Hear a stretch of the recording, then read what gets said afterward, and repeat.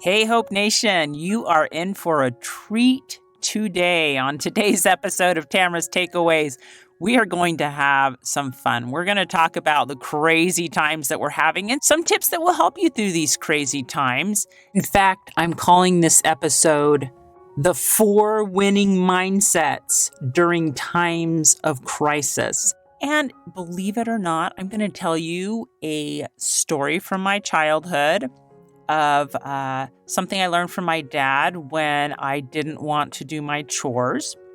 And I'm also going to share with you the first verse of a song that I wrote like back in 1995, you guys. I don't know if you knew that I wrote music, but I'm just doing something on a whim. It's totally a solo, just Tamara singing. So hang in there till the end so you can listen to that song. And I haven't forgotten. I'm also going to share with you a second place I could not work because I would spend all my money. Let's do this.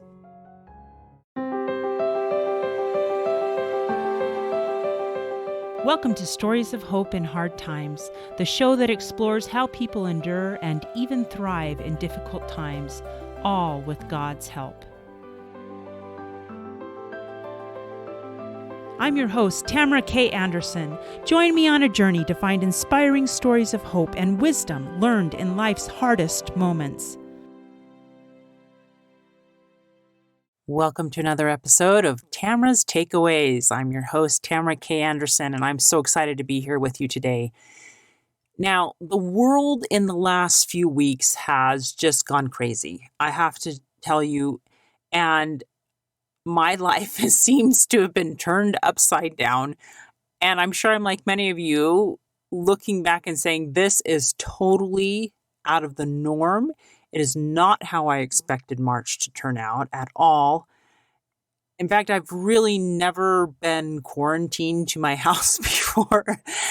So life is different, right? And it's a good time for us to talk together today and talk about what do we do in times like this? What do we do when life gets turned on its head? And this is a perfect time to reflect on last week's episode where I interviewed an incredible man named Matt Bowen. And Matt Bowen's life did the exact same thing. One day, and his life completely changed. It pivoted on his head and it has never gone back to normal. And that is because he was in an accident that ended up paralyzing him. Now, Matt gave us 6 amazing lessons that he has learned from this hand that he's been dealt in life. And they were positive and uplifting things. I'm going to pull from some of those today and kind of add on to them. And I'm calling these the 4 winning mindsets you can use during times of crisis because it not only worked for Matt, but it can work for you. And it's even worked for me. So I'll share some stories. Now, the first mindset I would love to talk about is the word patience. And if I were just to say the word patience, I'm sure you would it would not have like a positive connotation to it. Matt said he had to learn to be patient with himself, that things were going to be different now. It was like he had begun running a marathon of sorts. And that is kind of what is just fantastic advice when we hit bumps in the road, like COVID-19, or like, we had an earthquake in Utah and, things like that are totally unexpected that, it just changes life. Sometimes for a day, sometimes for a week, sometimes for a month. And we have to learn to be patient, not only with others, but with ourselves as well. And that is tricky to do. I found some really awesome quotes on patience. There is a great scripture in the Bible, in the New Testament, where Paul talks a little bit about patience and the evolution of hard things. He said, and this is in Romans chapter 5, verses 3 and 4. He says, We glory in tribulations also, knowing that tribulation works patience, and patience experience, and experience hope. Isn't that great? So we have, maybe you're not glorying in your tribulations right now, but we have hard times, and those hard times help make us more patient. And when we have more patience, we gain experience. And when we have experience, we gain something called hope. And this podcast is all about hope. Let me give you a personal example of that. When my children were diagnosed with autism, it was hard, very, very hard. I know I've talked about this before. And I really wanted to pray that away, that challenge. I did not want that challenge. Would it have made me more patient? Yes, but I didn't want it. I talk in my book about comparing it to the children of Israel when they left Egypt and got to the edge of the Red Sea. And in that book, I share this story and say it's easy to look at these people and say, why were they complaining? They just left Egypt. They're on their way to the promised land, but yet they got stopped at the edge of the Red Sea and Pharaoh's army came. Why are they complaining? Moses, they'd rather go back to Egypt. Sometimes the things we know, Egypt or life without autism or whatever, it seems more comfortable. Life without the coronavirus. We're wishing, 2 weeks ago, it was great, right? And now we're quarantined at home. There's a shortage of toilet paper, it seems. And, it's just a little different than life used to be. So sometimes we don't want the challenges that we have. And yet by going through them, we gain patience and experience. And then we have hope that because we made it through that with God's help, maybe we can get through something else. I'm sure the children of Israel were similar. They went through the Red Sea and thought, well, God can do that for us. Actually, they complained a lot, but that's why they didn't enter the promised land for 40 years. But, once you've been through a hard thing and you gain that experience, you can remember back and say, well, God helped me through the last hard thing. Surely he'll help me through this. And so it's a good thing. Patience is a great quality. We don't like getting it, but once we have it, it is a blessing to have. And I'm not saying I'm 100% patient. Believe me, I'm not. And there's some days I'm more patient than others. And I think a lot of that has to do with self-care. And so during this time of stress for you and your family, I have just one tip to help you with patience. One, get enough sleep. Everybody does better when they sleep better. Okay? So take care of yourself. It will help you, as Paul says in his letter to the Hebrews. He said, let us run with patience the race that is set before us. This is a race, guys. This is an endurance race. Matt called it a marathon. Run with patience. But in order to do that, you need to take care of yourself. Get good, healthy food. Take care of yourself so that you can run with more patience. Okay. Patience. That's a great one. Let's move on to the next one. Patience kind of runs into this next one. Sometimes, let me just ask you this. Have you ever had a circumstance in life where things did not play out the way you envisioned they would? Those are called expectations.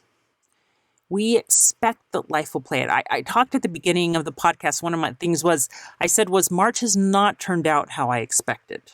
I'm sure all of us could echo that same sentiment. Sometimes when things don't turn out the way we expect them to, we grieve what we hoped would happen. We feel bad, and different people grieve differently. Some people get really mad when things don't turn out the way they expect. I know I felt that way before. I was supposed to be on choir tour with my children in California. They were gonna perform, and then we were gonna go to Disneyland. And guess what? That got canceled. It did not happen. And my kids were really disappointed. And I was sad too, because I was looking forward to that time with them. So sometimes things happen and they are completely out of our control. And so the second point that Matt talked about that I really want to emphasize is it is okay to feel emotions.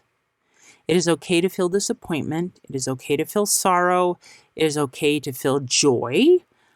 We run this gamut of emotions, and for some reason, I think sometimes we always tell ourselves that the negative emotions you shouldn't feel. And that's not true. He learned that it is okay to feel those. Now, as I've interviewed different people for the past year, I've noticed a pattern. People talk about the importance of being able to express these emotions. It's important not to bury them. Whether it's for yourself or for your children, talk to them about what they're thinking, about what they're feeling. For example, the earthquake was scary,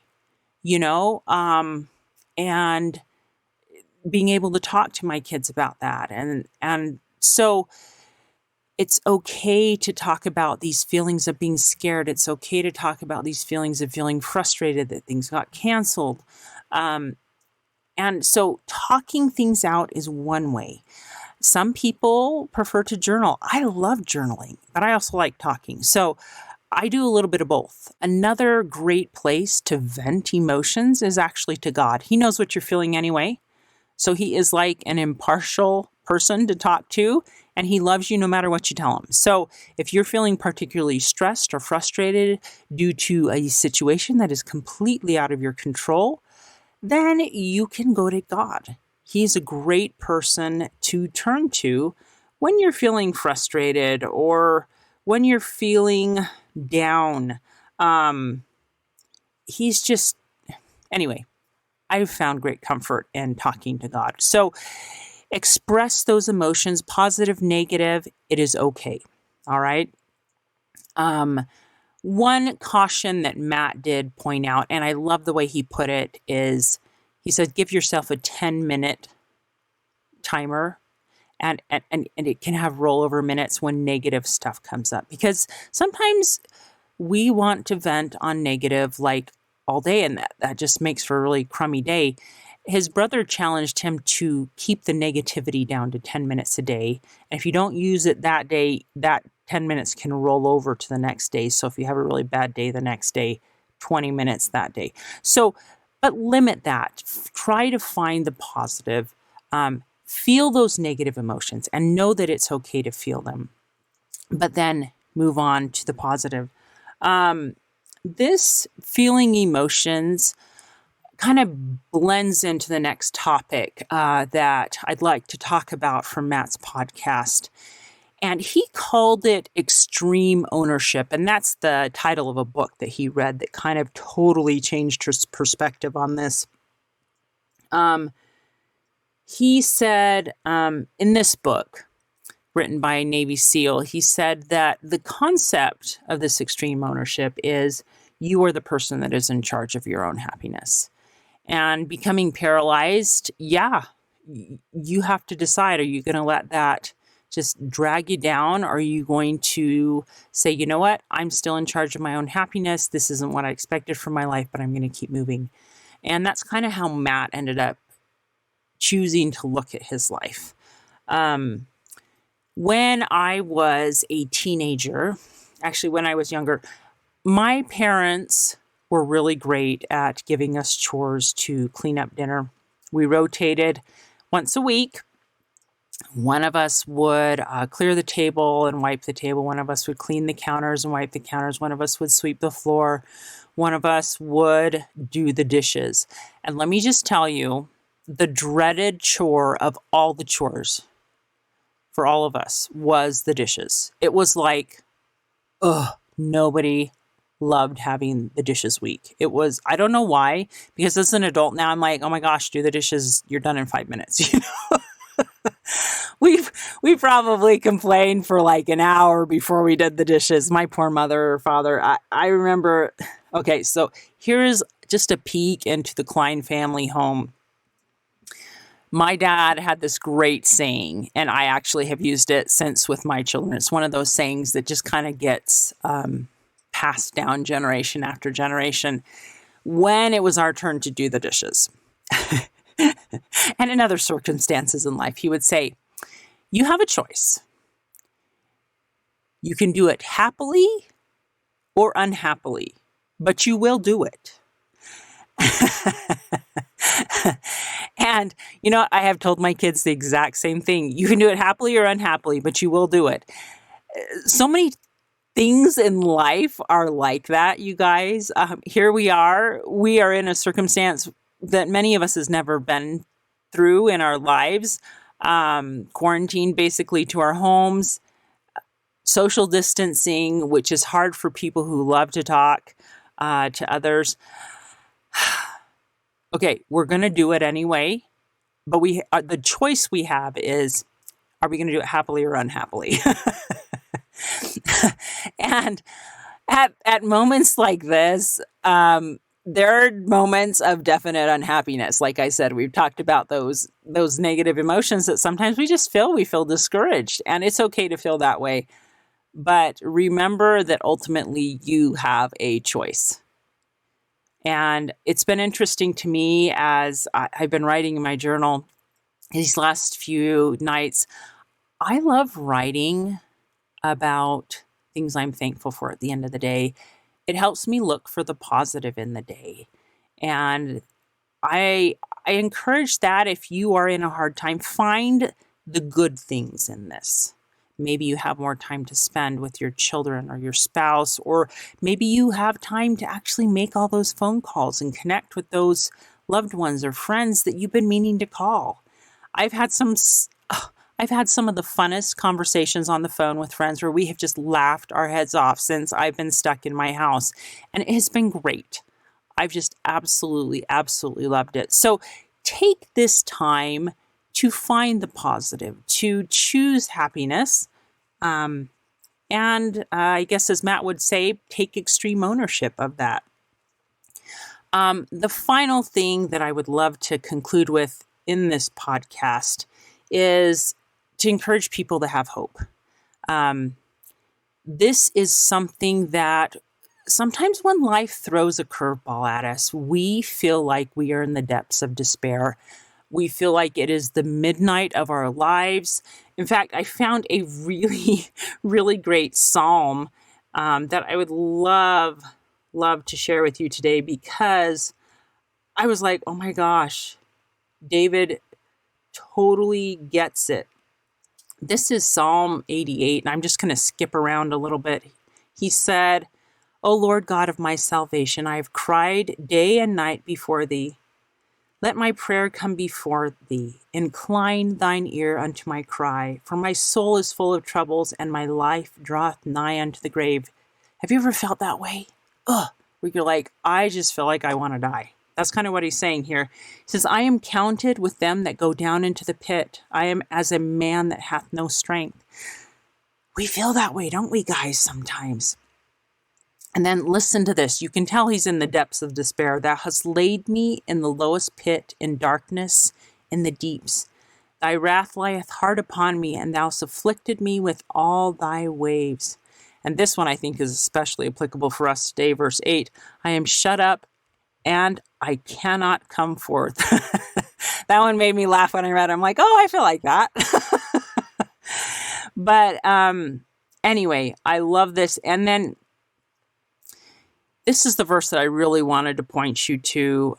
In verse 13, he says, But unto thee have I cried, O Lord, and in the morning shall my prayers prevent thee, which in Hebrew kind of means come before thy face. So morning is going to come. God hears those prayers uttered in the darkest moments of our lives.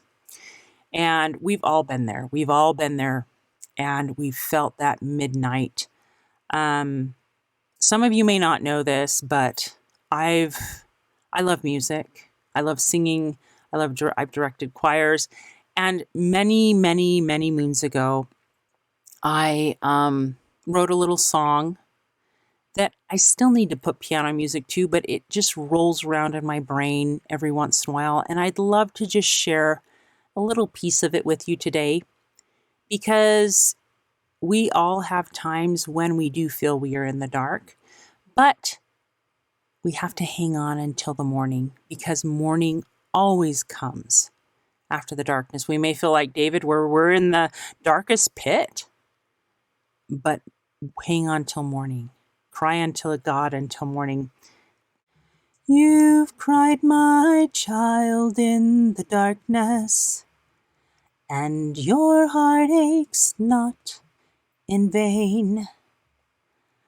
For I've heard your plea, and will answer thee in the morning. When the morning comes, there'll be a light to shine around you until the morning comes. Hang on when the morning comes.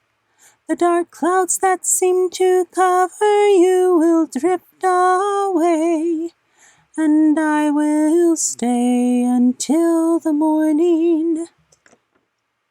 All right. I don't know that I'll ever sing to you guys again, but I thought you might enjoy that. Sometimes we've got to hang on until morning. As it says in that song, that in the morning, those dark clouds drift away. And so just hang in there. If you're going through a hard time, hang in there. Wait till morning. Everything will look better when the sun comes up. And so the final thought that I want to leave you with today is found in James chapter 5, verse 8. Be ye also patient. Establish your hearts, for the coming of the Lord draweth nigh. Things are going to get hard. They're going to get complicated before Jesus comes again. And so just hang in there. You'll make it. Hang on till morning. Final thing today.